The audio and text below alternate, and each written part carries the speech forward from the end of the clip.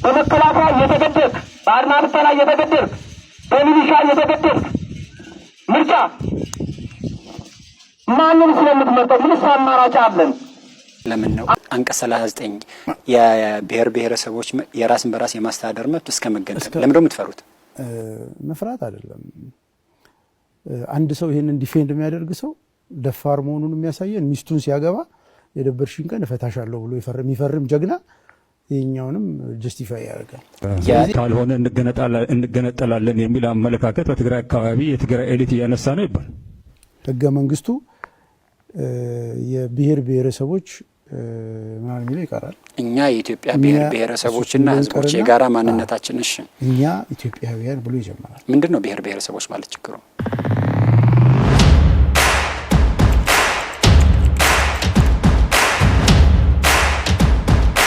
ሰላም እንዴት አላችሁ ውድ ቤተሰቦቻችን? ይህ ዘኢትዮጵያ የዩቲዩብ ቻናላችን ነው። አማሃ ደገፋ ነኝ። በወቅታዊ ፕሮግራማችን ተመልሰናል። በዛሬው ፕሮግራማችን የአውሮፓ ህብረት ምክር ቤት በኢትዮጵያ ላይ ጥሎት የነበረው የቪዛ ገደብ ስለመነሳቱ የሚጠቁም አጭር መረጃ እናጋራችኋለን። ከዛ በማስቀጠል ደግሞ ሐሳቦቻችንን እንደተለመደው ወደ እናንተ ለማሻገር የሚሆኑን ቪዲዮዎችን እንጋብዛችኋለን። አንድ የፋኖ አመራር አንድ ቤተክርስቲያን ውስጥ ተገኝቶ ያደረገውን ንግግር እንጋብዛችሁና የዚህ ነገር ጉዳቶች ምንድናቸው የሚሉትን ለማንሳት እንሞክራለን። አንቀጽ 39ን አስመልክቶ የተነሳ ክርክር አለ። የኢዜማው ግርማ ሰይፉና የፋናው ዴቭ ጋዜጠኛ ዳዊት ያነሱት ሐሳብ አለ። እሱን ለማንሳት እንሞክራለን። ከዛ በመጨረሻ ደግሞ እዚሁ የዳዊትና የግርማ ቃለ መጠይቅ ላይ የዜግነት እና የብሔር ፖለቲካ የቡድንና የግለሰብ መብት የተነሱበት አውድ አለ።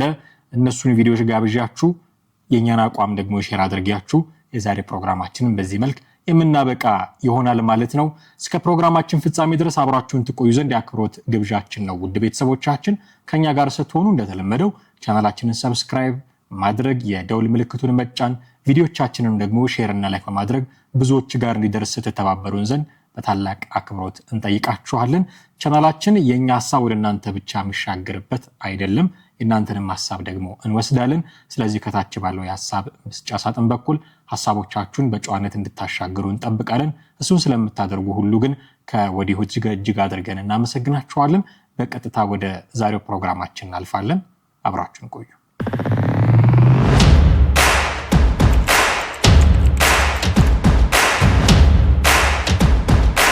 የአውሮፓ ህብረት ምክር ቤት በኢትዮጵያ ላይ ጥሎት የነበረውን የቪዛ ገደብ አንስቷል። የአውሮፓ ህብረት ምክር ቤት እንደ አውሮፓውያኑ አቆጣጠር በ2024 በኢትዮጵያ ላይ ጥሎት የነበረውን ጥብቅ የሸንገን ቪዛ ገደብ ለማንሳት መወሰኑን አስታውቋል።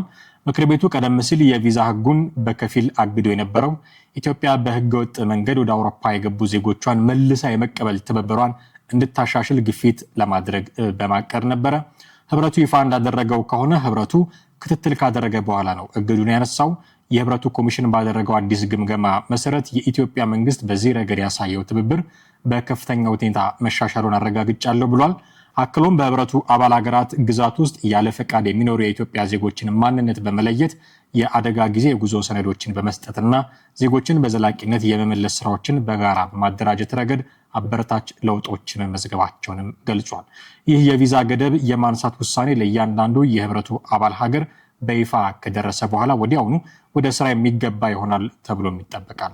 በአውሮፓ ህብረት የቪዛ ህግ መሰረት ኮሚሽኑ ሶስተኛ ወገን የሆኑ ሀገራት ዜጎቻቸውን መልሶ በመቀበል ረገድ የሚያደርጉትን ትብብር በየጊዜው ይገመግማል። በዚህ ግምገማ ወቅት አንድ ሀገር በቂ ትብብር አያደርግም ተብሎ ከታሰበ ህብረቱ የተወሰኑ የቪዛ ህግ ድንጋጌዎች ላይ ጊዜያዊ እገዳ ለመጣል ውሳኔዎችን ያስተላልፋል። እንዲህ አይነት እገዳ ተጥሎባት የነበረችው ኢትዮጵያ አሁን ገደቡ ተነስቶላታል። ይሄ ከሰሞኑ ኢትዮጵያ ለጀመረችው ዲፕሎማሲያዊ ሩጫ በጣም ትልቅ እመርታ ነው ብዬ አስባለሁ። ከአሜሪካ መንግስት ጋር የነበሩት የነበሩት ፖለቲካዊ ንግግሮችና የመሳሪያ ማዕቀብ እገዳ መነሳትን የመሳሰሉ ጉዳዮች ስንሰማ ነበረ። በቅርቡ የውጭ ጉዳይ ሚኒስትሩ ዶክተር ጌዲዮን ጢሞቴዎስ ሳውዲም ተገኝተው አንዳንድ ነገሮችን ሲያደርጉ ነበረ። አውሮፓ ህብረትም እንዲህ የጉዞ እገዳ የቪዛ እገዳ ማንሳቱ ለኢትዮጵያ ዲፕሎማሲ ትልቅ ድል ነው የሚል እምነት አለኝ። ዛሬ ወጣ መረጃ ነው፣ እሱን አስቀድሜ ልጀምር ብዬ ነው። ወደ በስፋት ወደምንመለከታቸው ጉዳዮቻችን ደግሞ እናልፋለን። አንድ የፋኖ አመራር አንድ ቤተክርስቲያን ውስጥ ተገኝቶ ንግግር ሲያደርግ ሰማ ነው። መጀመሪያ እስኪ ንግግሩን እንስማና የዚህን ጉዳይ አንድምታዎች መፈተሽ ይኖርብናል በሚል ነው። እስኪ ጥቂት እንስማው ንግግሩ። በመከላከያ እየተገደልክ፣ በአድማ ብተና እየተገደልክ፣ በሚሊሻ እየተገደልክ ምርጫ ማንም ስለምትመርጠው ምንስ አማራጭ አለን? አማራጭ እኮ ቢኖረን ኖሮ ነፍሱ ሁሉም ሰው ወዳት ነበረ፣ እቤቱ ቁጭል ነበረ።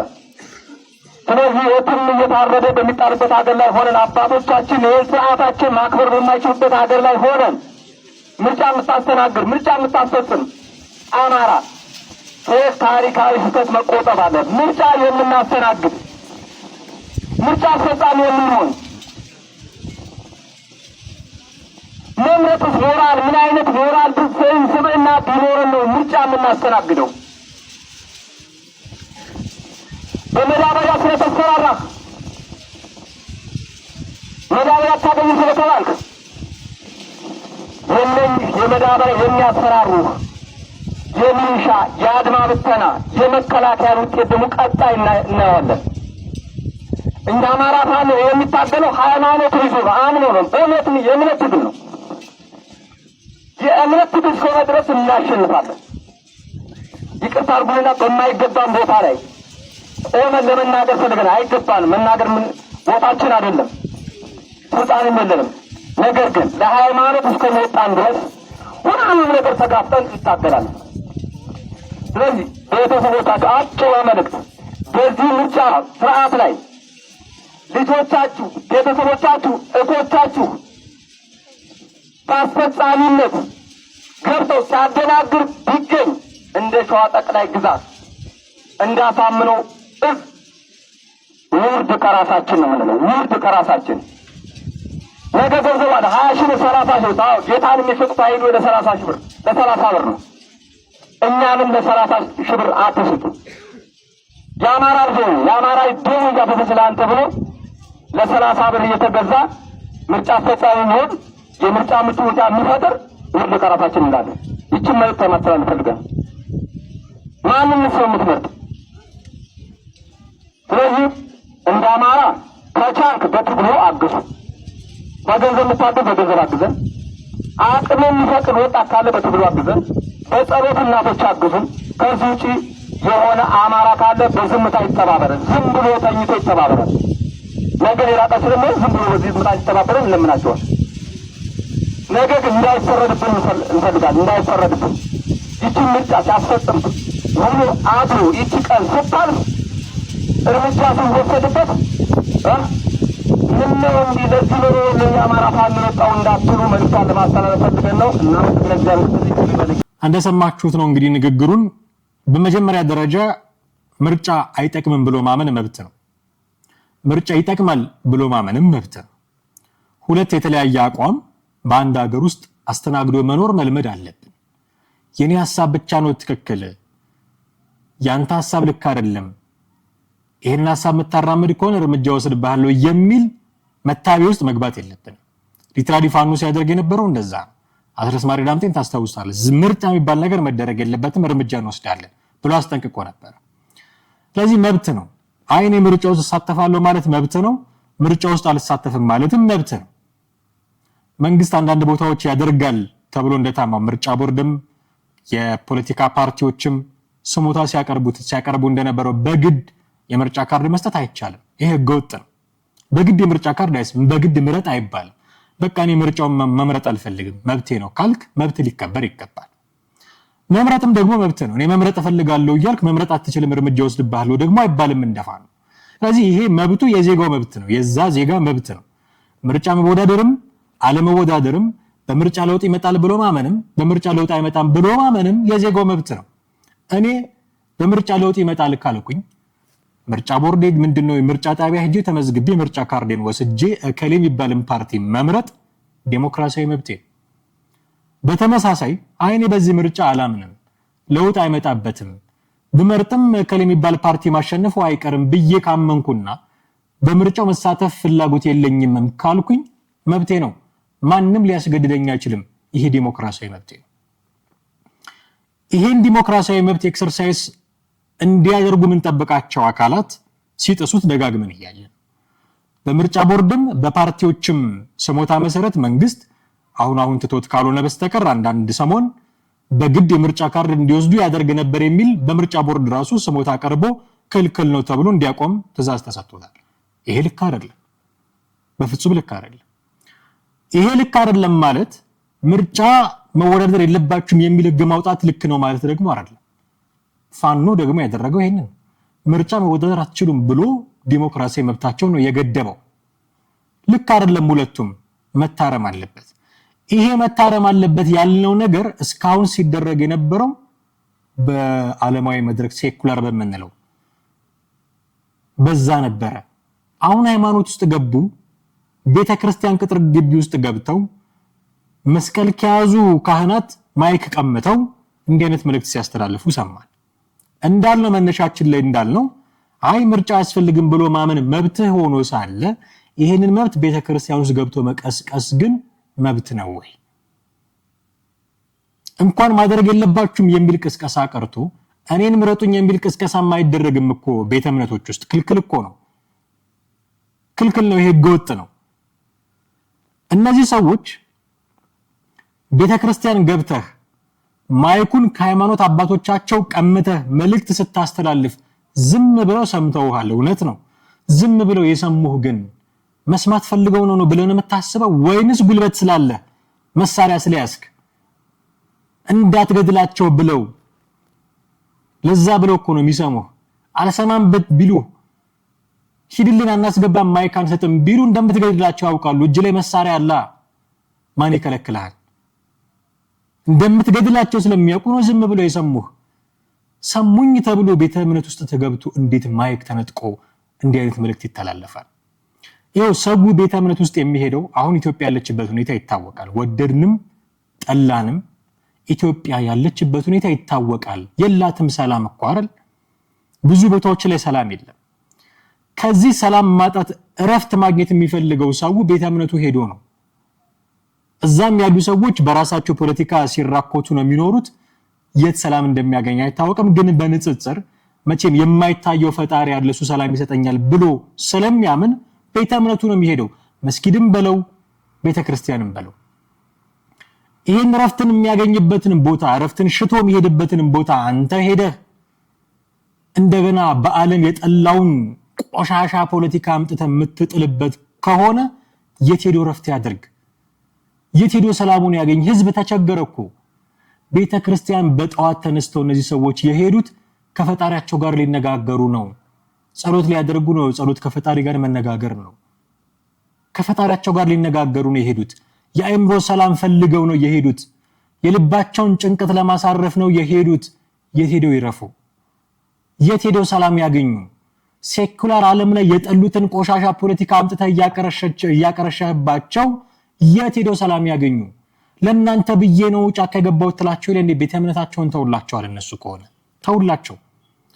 እንዲህ ስታወራ ደግሞ የሚሰሙህ መስማት ፈልገው እንዳይመስሉ እንዳትገድላቸው ፈርተው ነው እንዳትገድላቸው ፈርተው።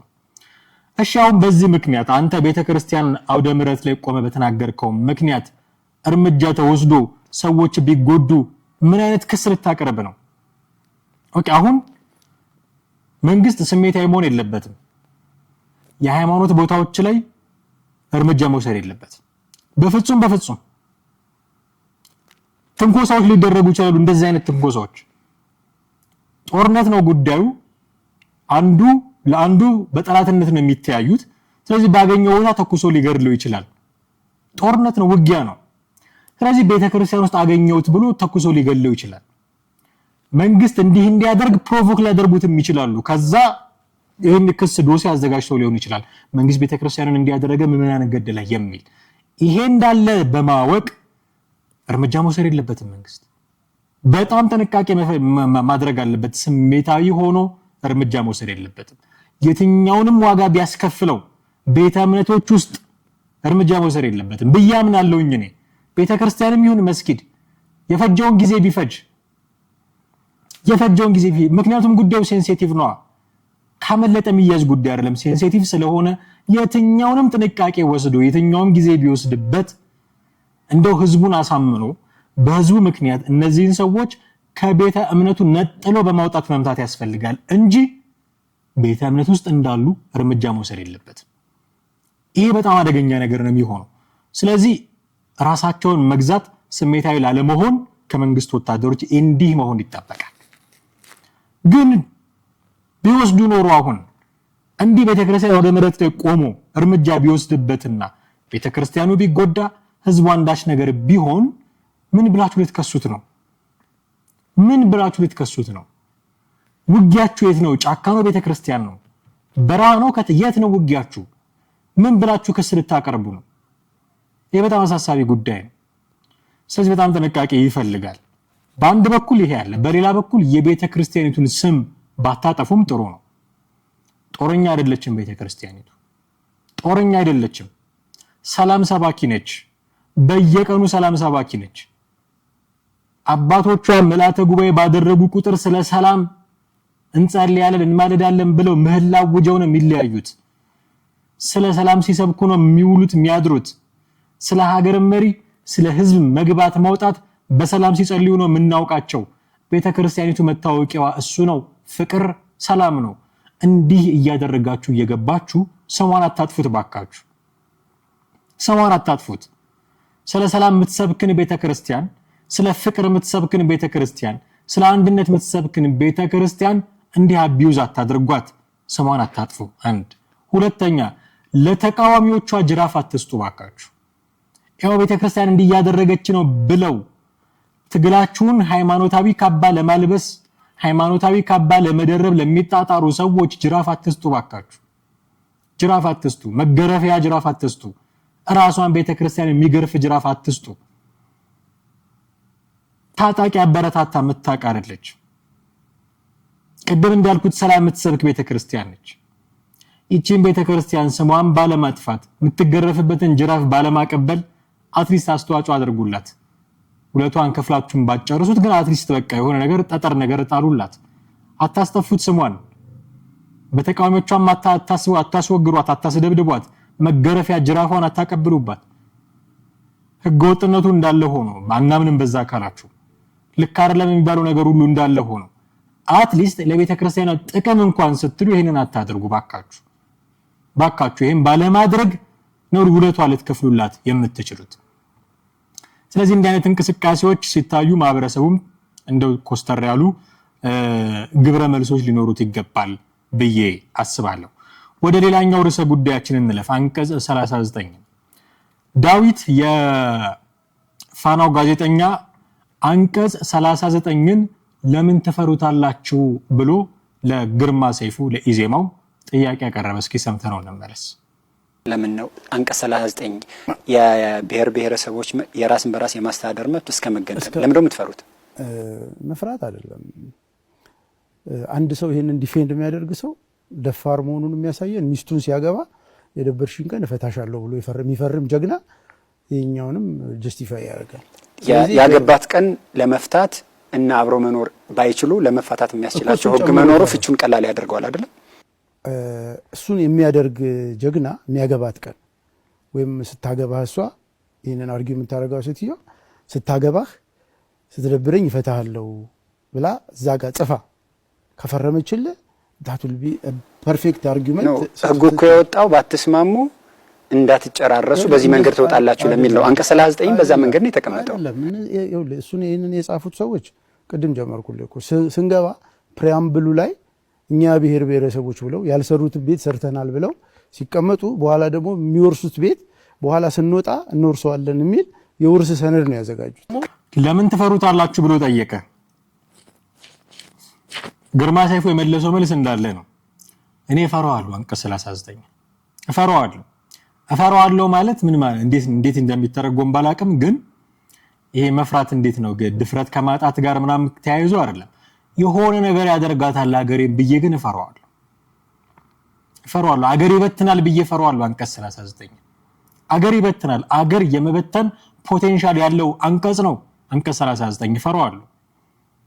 ከዚህ በፊት አቡነ አብርሃም እንደተናገሩት ነው የለውጡ ሰሞን ባህር ዳር ጠቅላይ ሚኒስትር አብይ አህመድ በተገኙበት አንድ ህዝባዊ ስብሰባ ላይ ተናግሯል። እስከ መገንጠል የሚለውን መብት አንስተው መውጫ ቀዳዳ በጅተን ስለ አንድነት እንዴት ነው የምናወራው? እንዴት አብረን ስለመኖር እናወራለን ብለው ጥያቄ አንስተዋል። ቃል በቃል አይደለም የተናገርኩት፣ ሀሳቡ ግን እንደዛ ነው።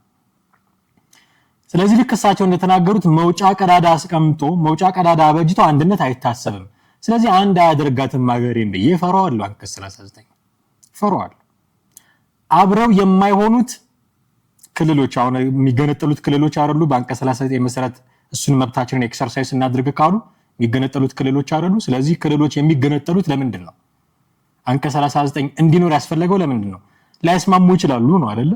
ስለዚህ ካልተስማሙ ይገነጠላሉ ነው። ካልተስማሙ ቢገነጠሉ ይስማማሉ ወይ? የዲያቆን ዳንኤል ክብረት ጥያቄ ነው። በነገራችን ላይ አብረው ሆኖ ያልተስማሙ ተለያይተው ሰላም አያመጡም ብሎ ሲናገር ሰምቼው አውቃለሁ ዳንኤል ክብረት። ስለዚህ አብረው የማይሆኑት ስላልተስማሙ ነው ከሆነ ምንለው ተለያይተው እንዴት ይስማማሉ? ስለዚህ በተለያዩ ማግስት ጦርነት ውስጥ ይገባሉ። ትክክለኛው ምሳሌያችን ኤርትራና ኢትዮጵያ አልተስማሙም፣ ተለያዩ፣ በማግስቱ ጦርነት ገጠሙ። ኦኬ አሁን ቲፒኤልኤፍ እንዲህ አይነት ነገር ሊያደርግ ይችላል ተብሎ ይሰጋል አይደል? ስላልተስማማ ነው የሚለያየው። በተለያየ ማግስት ምንድነው የምትጠብቁት? መቼም ሞኞች አይደላችሁም። አንቺ እንዳይማኖትሽ እኔ እንዳይማኖት የተባበለው ኢትዮጵያና ትግራይ ይኖራሉ ብላችሁ አትጠብቁም። መቼም ከተገነጠሉ በማግስቱ ጦርነት ነው የሚጀምሩት። ምክንያቱም ቦታዎች አሉ፣ ወልቃይት ራያ የኔ ነው ይገባኛል ምናምን። እስካሁን በአስተዳደር ወሰን በምናምን በሚል ታስሮ የነበረው ጉዳይ አገር ሲሆን ጉዳዩ የአገር ጦርነት ሆኖ ብቅ ይላል። ይሄንን የሚፈቅድ አንቀጽ እንዴት ነው ማያስፈራኝ? ምን አይነት ጥያቄ ነው? በጣም ነው እንጂ ምፈራው። ስለዚህ ጦርነት ያመጣብኛል ብዬ እፈራዋለሁ። አንቀጽ 39 አገር ያሳጣኛል ብዬ እፈራዋለሁ። እኔ አገር የምለው እዚህ ጋር ቁጭ ያልኩበትን ቦታ ብቻ አይደለም። ኢትዮጵያ አሁን ያላት ዳር ድንበር ነው አገሬ። ኢትዮጵያ አሁን ያላት ዳር ድንበር ፕላስ እዛ ውስጥ ያለው ሰው መልክዓ ምድሩ ብቻ አገር አይሆንም። ሰውም ብቻ አገር አይደለም። አገር ማለት የኔ ነው የሚል ግጥም አለ። ማን ነው? በድሉ አቅጅራ አይሆንም። ስለዚህ ሰውም መልክዓ ምድሩም ኢትዮጵያም የምትባለው ቴሪቶሪ ውስጥ ያለው ነው አገሬ።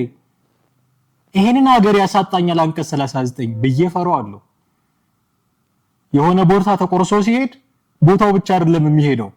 የሆነ ቀን ጓደኛ የነበረ ሰው አብሮ የወንድሜ ኢትዮጵያዊ የነበረ ሰው ተገንጥሎ ሄዶ ሌላ ስም ሊኖረው ነው አገር መስርተው። በሆነ አጋጣሚ እኮ ተገናኝተናል። ምናልባት ከተለያየ አካባቢ እየሄድን ስለሆነ ዩኒቨርሲቲ የምንማረው ዩኒቨርሲቲ ተገናኝተን ሊሆን ይችላል። በእንጀራ ፍለጋ ስንንቀሳቀስ ተገናኝተን ሊሆን ይችላል። ተዋልደን ሊሆን ይችላል። ተዛምደን ተጋብተን ሊሆን ይችላል። ይሄ ሀገሬ ነው ተቆርሶ የሚሄደው። ይሄ ወደኔ ነው ተቆርሶ የሚሄደው። ይሄ ማንነቴ ነው ተቆርሶ የሚሄደው። ይሄንን ሀገር ያሳጣኛል አንቀጽ 39 ፈራዋለሁ። ለምንድን ነው የማልፈራው? ለምን ትፈሩታላችሁ ብሎ ጥያቄ እንዴት ነው? መፍራት አይደለም ከነጨራሹ ባይኖር ደስተኛ ነኝ። አንቀጽ 39 የሚባል ነገር ምንድነው? ለሰይጣን በር መስጠት ብለዋል አቡነ አብርሃም። መከፋፈያ በር መስጠት ምንድነው? ይሄ ጥያቄ ሲነሳላቸው መለስ ዜናዊ አምባገነን ካልሆንክበት በስተቀር ያ ክልል ልገነጠላለሁ አይልም። ስለዚህ እንዲገነጠል አይፈልጉም ማለት ነው።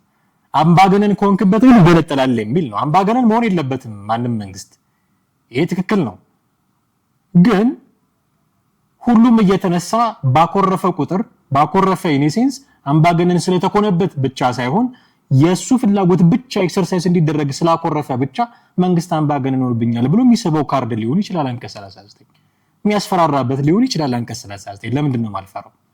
ስለዚህ አገር ስለሚያሳጣኝ፣ ጦርነት ስለሚያመጣ፣ አገር አንድነቷን ስለሚበትን፣ ስምምነትም ስለማያመጣ ፈራዋለሁ አንቀጽ 39። ግን ለምንድን ነው ህወሓቶችን የፈለጉት? እንግዲህ አሁን ህወሓቶች ሲባል የአገር ህገ መንግስት አይደለም ወይ ልትሉ ትችላላችሁ። ይሄው ዳዊት የፋናው ጋዜጠኛ ክብሮም የሚባለውን የባይቶና ፓርቲ ሊቀመንበር እንዲሁ በዚህ ፕሮግራም ላይ ጠይቆት ነበር። ጉልበት ስላላቸው ቲፒኤልኤፎች ናቸው የጻፉት ብሏል ይሄንን ህገ መንግስት። እንደውም ከትግራይ በመጡ ሰዎች የተጻፈ ትግራይን የሚያጠፋ ህገ መንግስት ብሎ ነው የገለጸው እሱ። ትግራይን የሚያጠፋ ህገ መንግስት ለምን እንደዚህ ያለው? ብዙ የቁጥር የሆነ ብሔር እና የሆነ ብሔር ቁጥር የበላይነት የማይኖሪቲ እና የማጆሪቲ ልዩነት አለው። እዛ ውስጥ ብዙ ካልኩሌሽን አለው። ምናልባት ሌላ ጊዜ ርዕሰ ጉዳያችን ከሆነ ልናነሳው እንችላለን። ማን የጻፈው የሚለውን ክርክር ውስጥ አይገባም። የቲፒኤልኤፍ የምርጫ ማኒፌስቶ ወደ ህገ መንግስት ተቀየረ ብለን በቀላሉ ልንረዳው በምንችል ደረጃ ኦፍ ኮርስ በጣም ወርቃማ የሆኑ ህገ መንግስታዊ አንቀጾች አሉት ስለ ዲሞክራሲ መብት ስለ ሰብአዊ መብት የሚያወሩ ግን ደግሞ በጣም መሰረታዊ የሆኑ ጉዳዮች ህወሓት የሚፈልጋቸው የፓርቲ ፖለቲካ የሆኑ ጉዳዮችም ደግሞ ተካተውበታል። ስለዚህ እሱ ነው የጻፋቸው። ለምንድን ነው ግን አንቀጽ 39 ማስፈር ያስፈልገው ህወሓት? ለምን ያስፈልገው? ይሄንን አንዳርጋቸው ጽጌ አናግሬያቸው እንዲህ ብለውኛል ብሎ አንድ ጊዜ ተናግሯል። እስኪ አንዳርጋቸውን ሰምተነው እንመለስ። ካልሆነ እንገነጠላለን የሚል አመለካከት በትግራይ አካባቢ የትግራይ ኤሊት እያነሳ ነው ይባል።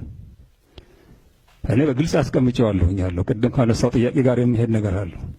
ከዚህ በፊትም ጠይቄያቸዋለሁ። አንቀጽ 39 ትልቁ የፖለቲካ ድላችን ነው ብለው ተናገሩ። ከትግራይ ኤሊቶች ጋር ስወያይ እሺ አንቀጽ 39ስ እሺ ሆነ መገንጠል ቢፈልግ ትግራይ የትኛውን ድንበር ይዞ ነው የሚገነጠለው የሚል ጥያቄ አነሳው።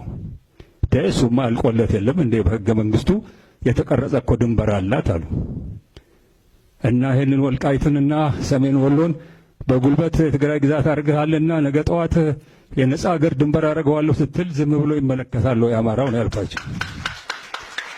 እውነቴን ነው፣ ሊሆን አይችልም። እንደዚህ ነው ያለው። እኔ አሁን የእሱ መከራከሪያ የአንዳርጋቸው ጽጌ መከራከሪያ የሚጠቁመው አንዳርጋቸው ከዚህ ፕሮግራም በፊት በነበረው ፕሮግራም ላይ እንዳልነው አማራውን የሚፈልገው ከህወሓት ጋር ታግሎ እንዲሞትለት ስለሆነ ነው እንጂ የአንቀጽ 39 ጉዳይ የእሱ ከሚመለከተው ፖለቲካ ጋር ተሰፍቶ አማራውን ይጠቅማል ብሎ ስላሰበ አይደለም ክርክሩ። አንቀጹን አይፈልገውም፣ መሬቶቹን ግን ይፈልጋቸዋል። ስለዚህ በዚህ አንቀጽ መሰረት ቲፒኤልኤፍ ትግራይን ይዞ ቢገነጠል ራያንና ወልቃይትን ተዋግቶ እንዲያስመልስለት የሚፈልገው አማራው ሞቶለት ነው። የለም የሚለው አማራ ይሄ አማራ አለ የለም የሚለውም ባለፈው ፕሮግራም በደንብ ትሪት አድርገናል። መለስ ብላችሁ ማየት ትችላላችሁ። ስለዚህ የለም ብሎ የሚያስበው አማራ እንዲሞትለት ብቻ ነው የሚፈልገው አንዳርጋቸው ጽጌ እንዲሞትለት። አንቀጹን አይፈልገውም፣ ቲፒኤልኤፍንም አይፈልገውም ፎር ዛት ማተር፣ ግን ቦታዎቹን ይፈልጋቸዋል። ስለዚህ አማራ እንዲሞትለት አማራ እያለ እንዴት ትገነጠላላችሁ አልኳቸው ይላል። የለም ያልከው አማራ ሞቶል ወልቃይትን እንዲያስቀጥልን ለመጠበቅ ሞኝነት ነው። ግን ሲጀመር ማስፈራሪያ ሊሆን ይችላል፣ ሊተገበር የሚችል ነገር ላይሆን ይችላል። ማስፈራሪያ ነው ሊሆን የሚችለው በአብዛኛው። እኔ እንደዚህ ያደርጋለሁ ገነጠላለሁ ሲል በቃ ሀገር ወዳድ የሆኑ ሰዎች ትግራይ እኮ የኢትዮጵያ አካል ነች ለምን ትገነጠላለች፣ ስለዚህ ሰምሃው የሆነ መንገድ እንሄድላቸው የሚል ፕሪቪሌጅ ለማግኘት ሊጠቀምበት ይችላል። አንድ ሁለተኛ እንደ እውነት ሆኖ ቢያደርጉት እንኳን ትልቅ ችግር ውስጥ ነው የሚገቡት። ቅድም እንዳለው ተለያይተውም ሊስማሙ አይችሉማ አንድ ሆነው ካልተስማሙ።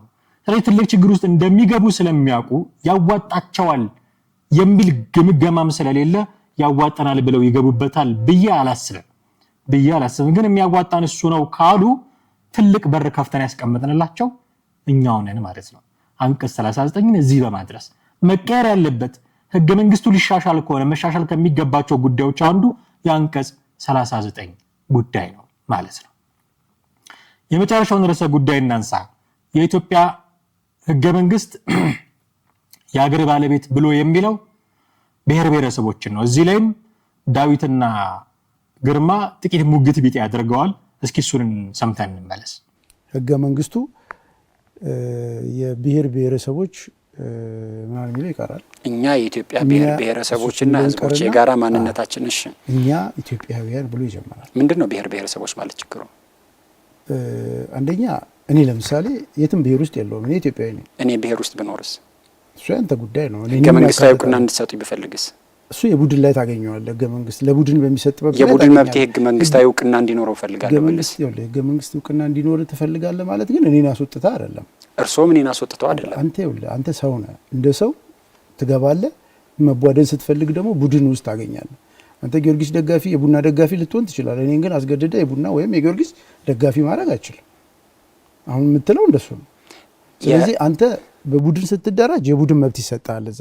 እንደዚህ ጋር ግን ሁላችንም ተቆጥረን የጋራ ኮመን ዲኖሚኔተር ይኖረናል፣ ዜግነታችን ነው።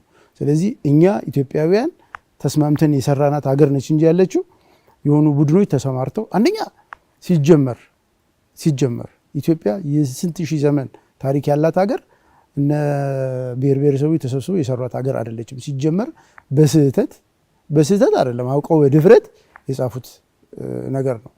ይህንን እንደ እውነት አድርገን ልንከራከርበት አይገባም። እንደሰማችሁት ነው። የኢትዮጵያ ባለቤት ማን ነው?